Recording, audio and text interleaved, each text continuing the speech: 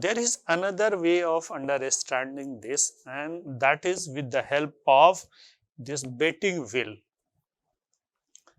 In case of betting wheel, we bet in advance that suppose if I fall in the certain range of the wheel, I'll be getting this amount, otherwise I'll be getting zero amount. So wheel is being divided. There is a difference between wheel of fortune and betting wheel.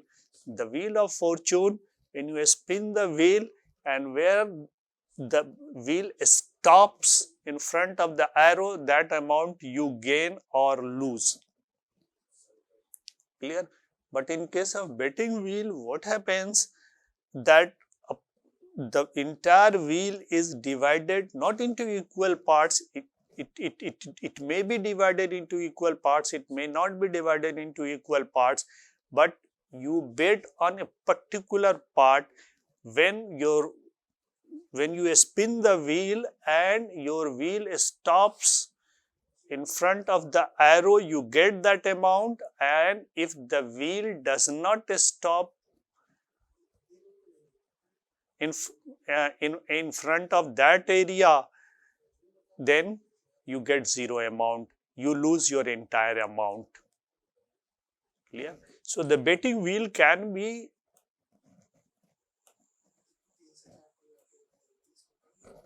explained like this. Suppose the entire wheel is divided into these three parts. This is half portion, this is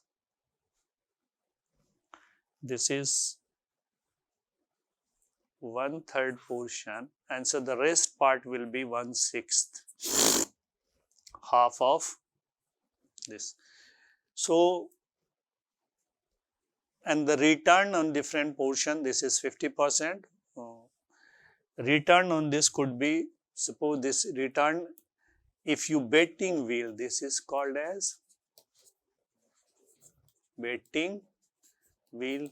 If you bet on this, the return could be ₹3.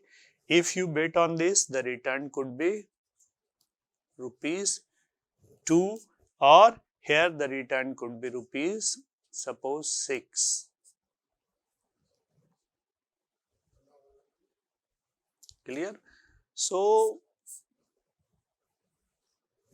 here also we try to find out the average return for betting.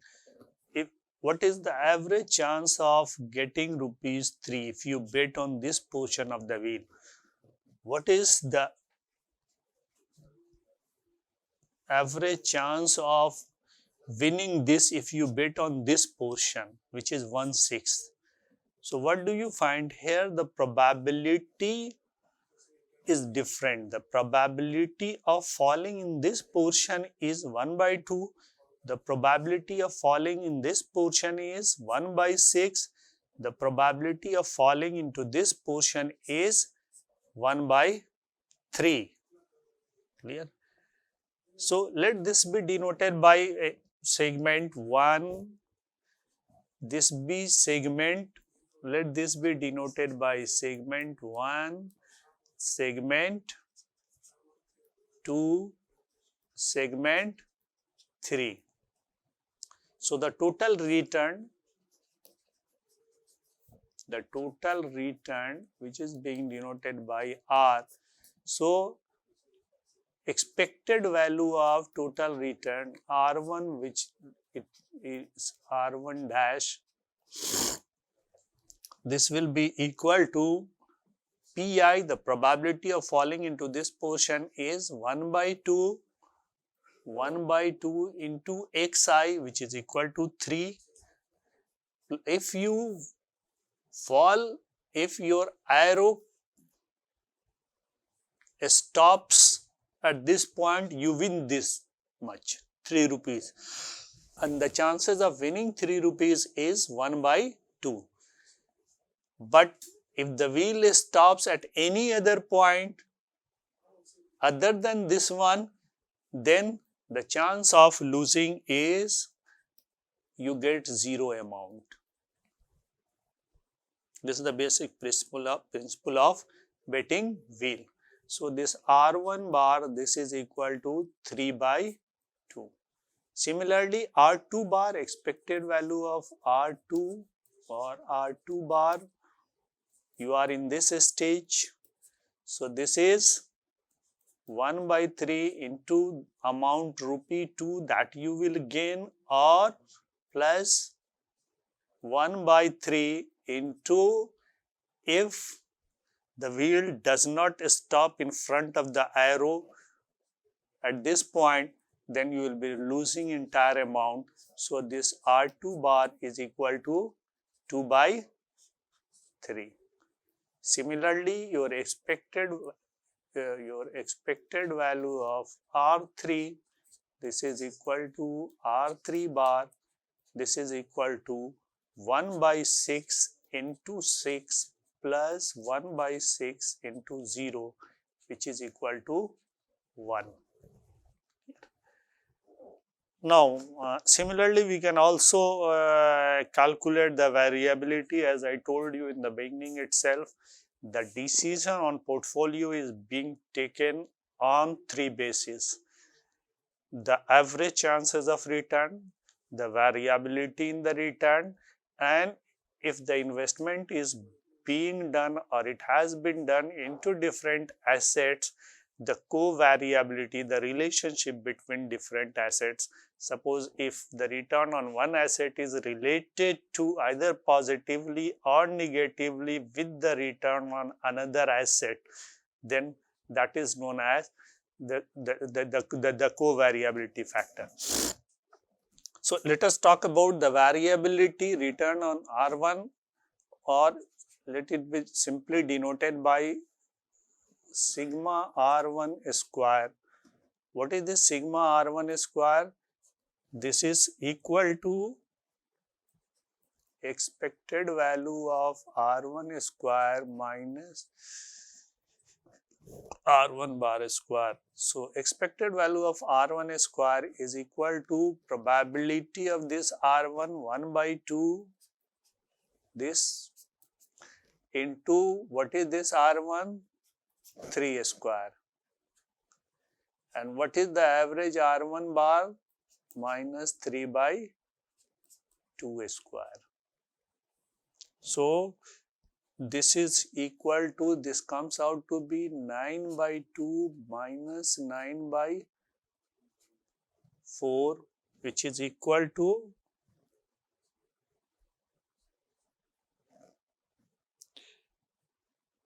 2.25.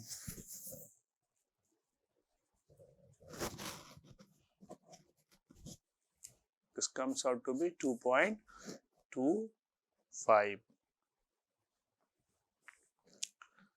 Similarly, if we talk about sigma R2 square, this will be expected value of R2 square minus R2 bar square. What is this R2?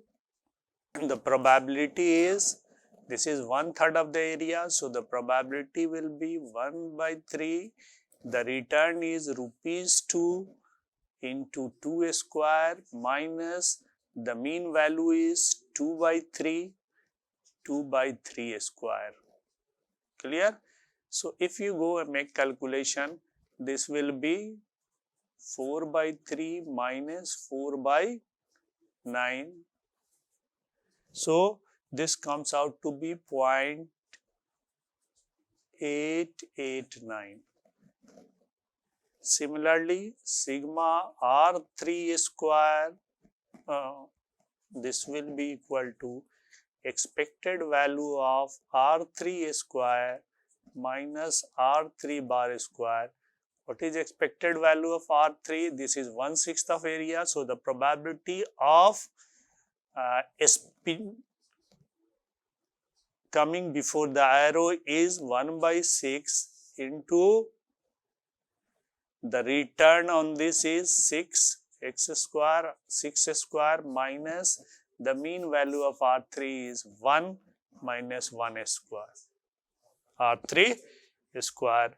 So this comes out to be 6 minus 1, which is equal to 5. Now the third term is the mean return on the 3 assets, the variability on 3, and we also have to calculate the covariance between this 1, 2, 3. Considered it as the investment into 3 assets, 1, 2 and 3.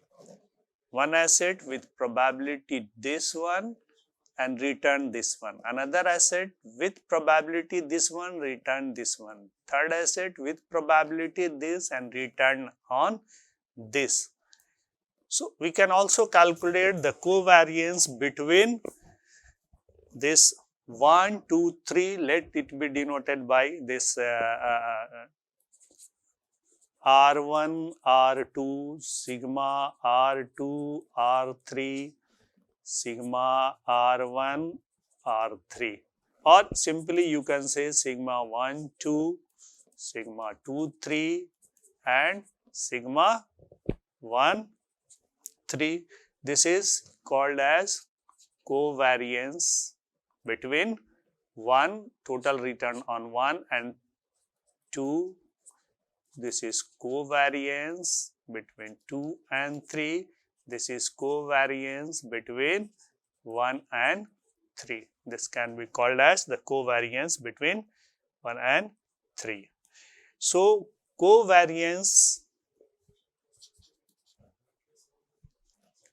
between this R1 and R2, suppose let me call it as R1 and R2. This is expected value of R1 into R2 minus R1 bar into R2 bar. This is equal to 0. So, what is this? This will be equal to minus R1 bar into R2 bar. So, sigma 1, 2 is equal to R1 bar into R2 bar. This is equal to 3.2 into, this is R1 bar, R2 bar is 2 upon 3. So, this comes out to be 1. Similarly, sigma 2, 3, this will be equal to, with a minus sign, this is equal to, so this with a minus sign. So, this will be with a minus sign, So, minus R2 into R3. So, this is minus, what is R2? R2 bar, R3 bar, R2 bar is 2 by 3 into R3 bar is 1. So, this is equal to minus 2 by 3. Now,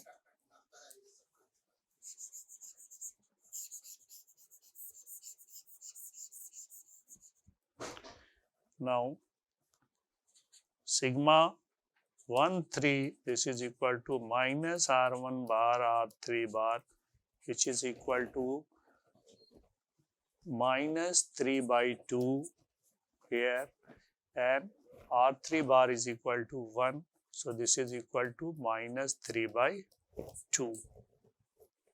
Clear? So, minus 3 by 2 comes out to be minus 1.5. So, this assets are described, or it could be also described on with the help of the diagram. What is this? With the help of the diagram, we can describe this like this. On this axis, we take the mean return, and on this axis, we take a standard deviation. We do not take, let me repeat again, we do not take variance because of this unit of measurement problem.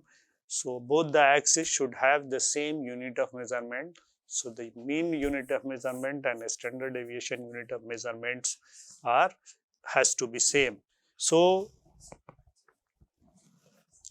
the assets could be described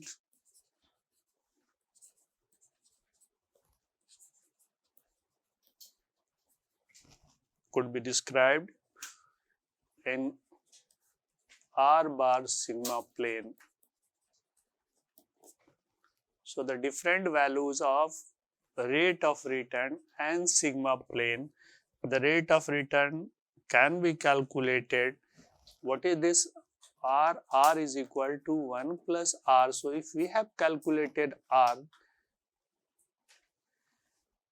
this small r can be R minus 1, and that we have already calculated. If we go into this we have already calculated 1 plus R minus 1. So in this fashion it can be calculated, and the diagram there here we have calculated the different values of mean values of R. The mean values of R we have already calculated. So what is this? A small r. In this case, the small r is equal to R1 bar minus 1. So this is equal to 3 by 2 minus 1, which is equal to 1 by 2. So this is small r1 bar. Similarly, a small r2 bar can be calculated. A small r3 bar can also be calculated. And this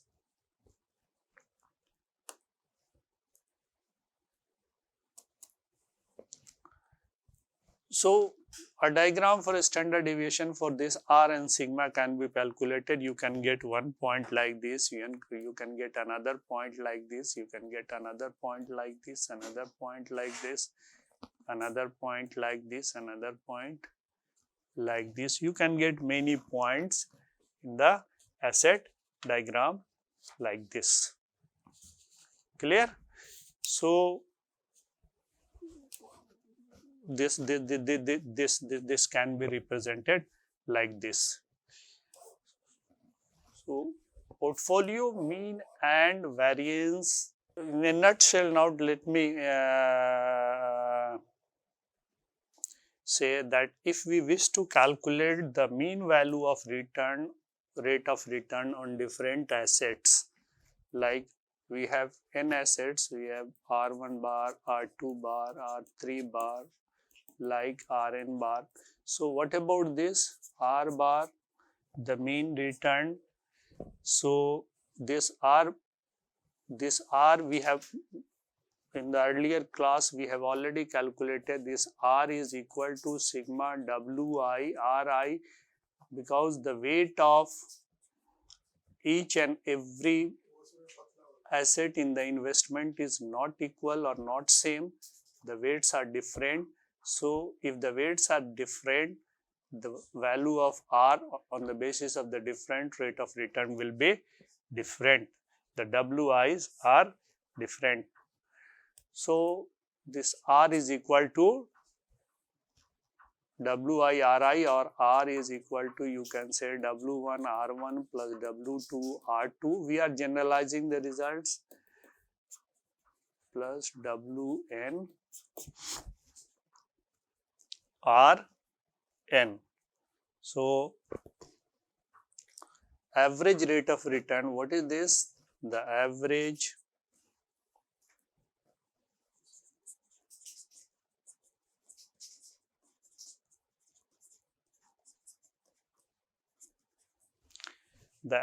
rate of return of portfolio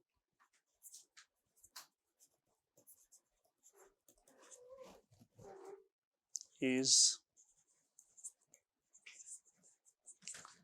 weighted average of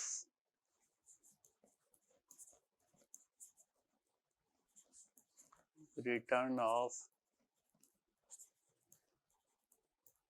individual portfolio.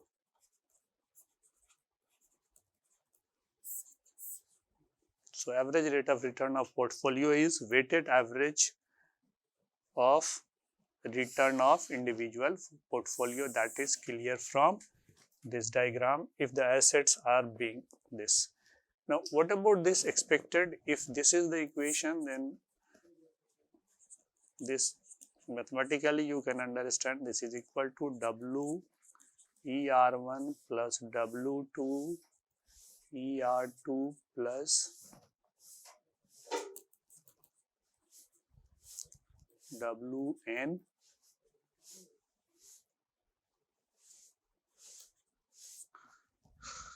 ERN. So this is the average return when the portfolios are being invested into in assets. But I told you earlier while taking the example of either tossing two die, or the wheel of fortune, or betting wheels. In case of wheel of fortune, the entire portfolio was diversified into 6 equal portions. In betting wheels, the entire portfolio was diversified into three pods. Now here we have diversified the portfolios into n segments, and by diversifying the portfolio into n segments, we are in a position to find out the average rate of return.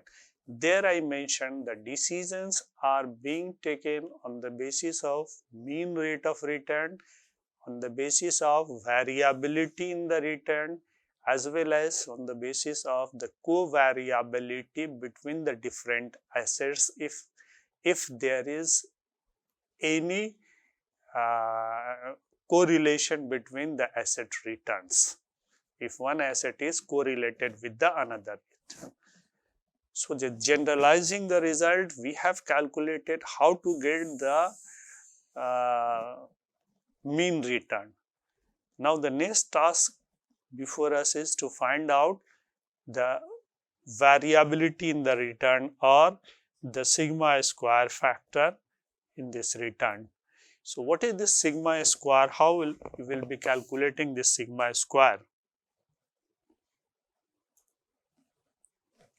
So this sigma square, in case of rate of return, this is nothing but this is expected value of r minus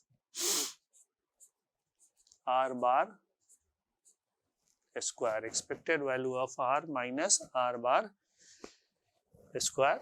What is this r bar? Or let me,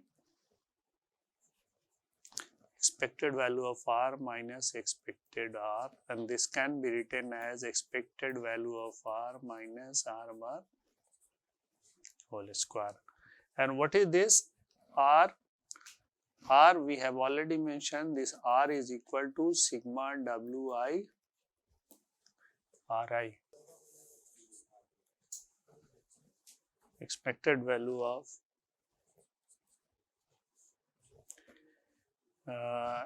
r is sigma wi ri minus r bar, this is equal to sigma wi ri bar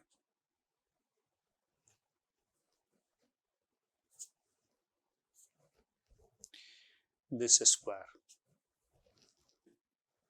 Clear? So this can be rewritten as, this is equal to, if we diversify the portfolio, it can be written like this: sigma wi ri, I is equal to 1 to n, I is equal to 1 to n, wi ri minus sigma wi ri bar 1 to n into, this can be written as wjrj minus wjrj bar, j is equal to 1 to n, j is equal to 1 to n. So with certain mathematical manipulation, this can be written as expected value of wi sigma ri minus ri bar in this into sigma wj rj minus rj bar this. So y is equal to 1 to n, no need to mention this, j is equal to 1 to n. When you go for the cross multiplication, this gives you ij is equal to 1 to n wi wj ri minus ri bar into rj minus rj j bar. What is this? When you take this expected value of ij is equal to 1 to n wi wj expected value of ri minus rj minus rj bar. So what is this? This is sigma ij. So this can be written as ij is equal to 1 to n wi wj into sigma ij. ठीक है ना? So the what we can say, the variance of a portfolio return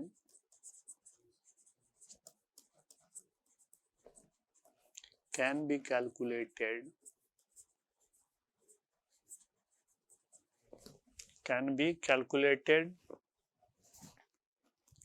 easily from the covariance of the pair, covariances of the pairs of assets, covariances of the pair of asset returns and the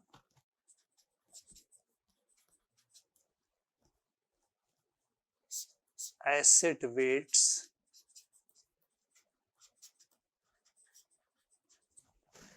in the portfolio.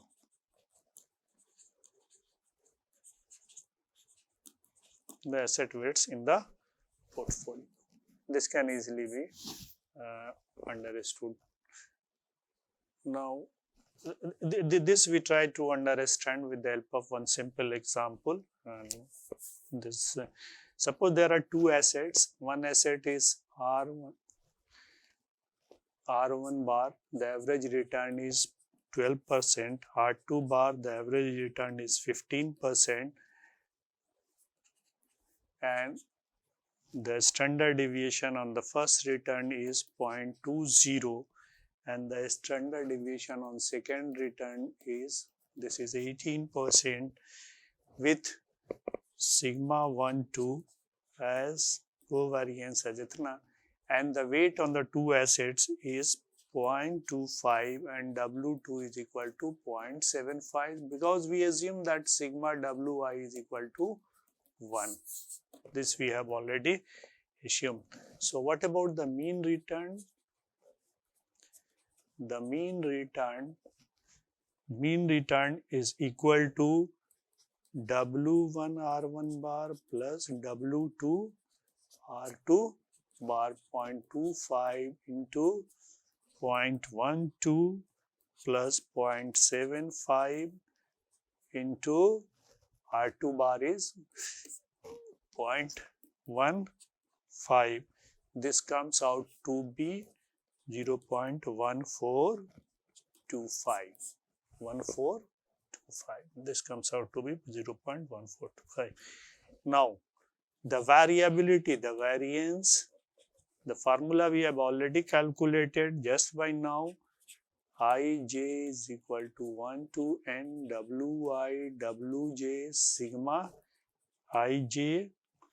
This is equal to, if I is equal to j, wi means w1 square sigma 1 square plus w2 square sigma 2 square plus w1 w2 sigma 1 2 plus w2 w1 sigma 2 1. So what is this? W1 is equal to 0.25 square into sigma 1 is 0.20 square plus W2 is 0.75 square, sigma 2 is 0.18 square plus W1 0.25 into 0.75 into 0.01 plus 0.75 into 0.25 into 0.01. As we know that covariance are symmetric in nature, sigma 1 2 is equal to sigma 2 1. So if you go for this calculation, this entire comes out to be 0.0244, something like this. And what about the standard deviation? We always compare the standard deviation because of unit of measurement factor. This is square root of 0.0244, which comes out to be 0.1564. So thank you very much. This is all about today's lecture, where we have started with the case of the portfolio investment in two portfolios only. Then we have extended it with the help of betting wheel or a spin-off wheel by investing in few portfolios. Then we have generalized the result by investing it in n portfolios. And in all the situation, what we have tried to say is that the decisions by the investor is being taken on the basis of the mean return, the variability in the return, and if there are many assets in which investments are being made, the covariability in the returns of assets. Thank you very much.